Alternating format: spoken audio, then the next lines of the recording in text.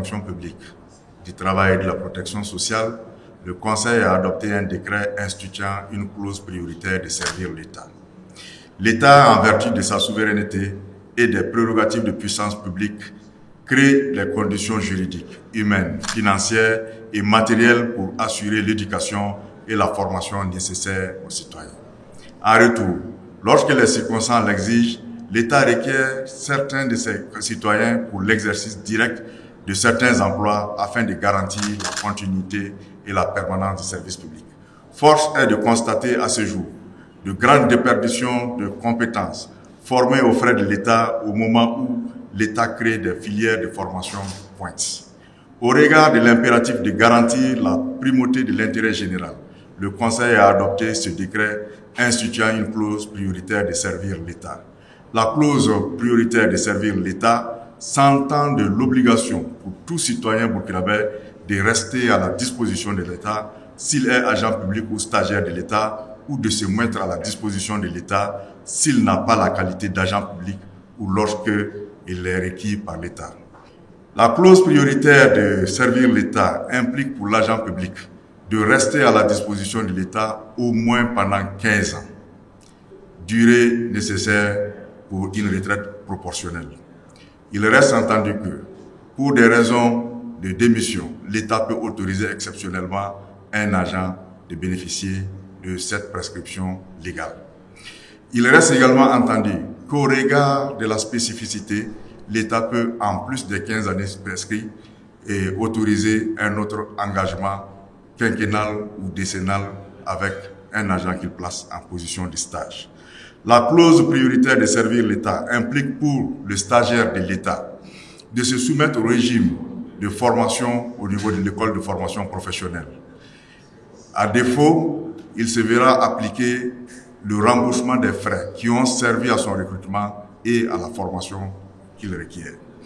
La clause prioritaire de servir l'État implique pour le citoyen n'ayant pas la qualité de fonctionnaire ou de stagiaire de l'État de se mettre systématiquement à la disposition de l'État lorsque ses compétences sont requises pour le fonctionnement du service public.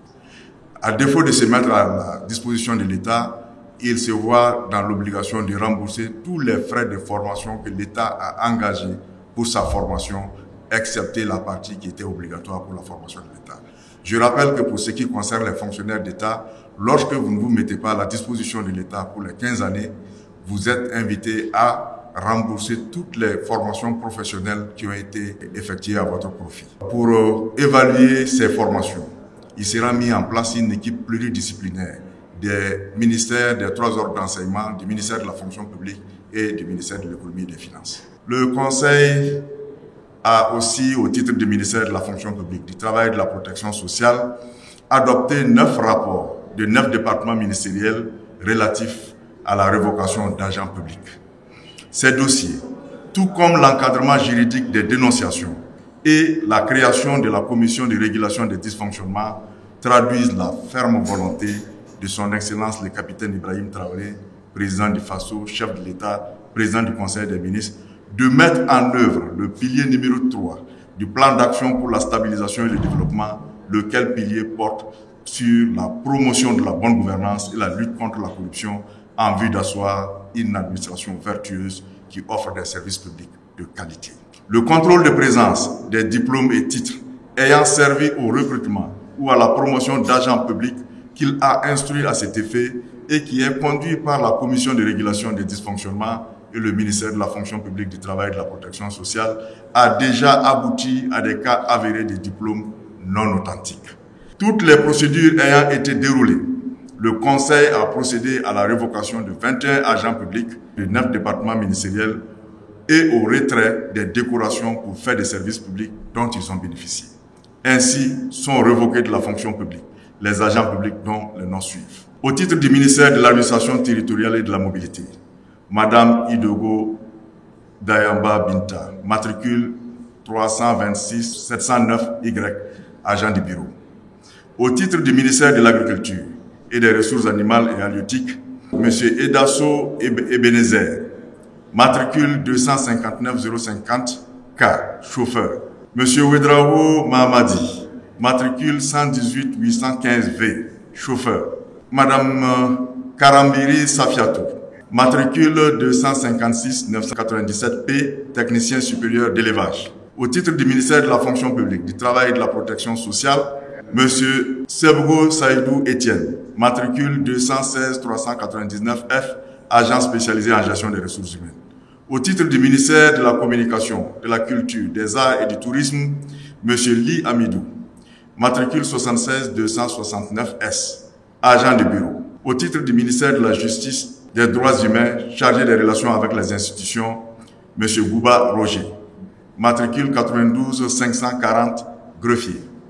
Au titre du ministère de la Santé, M. Fayama Yakouba, matricule 58021Y, ingénieur en sciences infirmières et obstétricales. Madame Kinda Wenkouli Evelyne, matricule 264-750W, infirmière brevetée.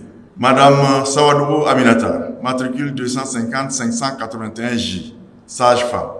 Monsieur Komi Adama, matricule 290-274, ingénieur des sciences infirmières et obstétricales. Monsieur Ouedrago Tenga Charles, matricule 103-711K, comptable. Monsieur Sawadou Lebiri, matricule 251-195Z, chauffeur. Monsieur Boro Bouraïma, matricule 103-794F, technicien de maintenance en disponibilité. Au titre du ministère de la Transition digitale, des postes et de la communication électronique, Madame Traoré Orokia, matricule 87532N, agent de bureau.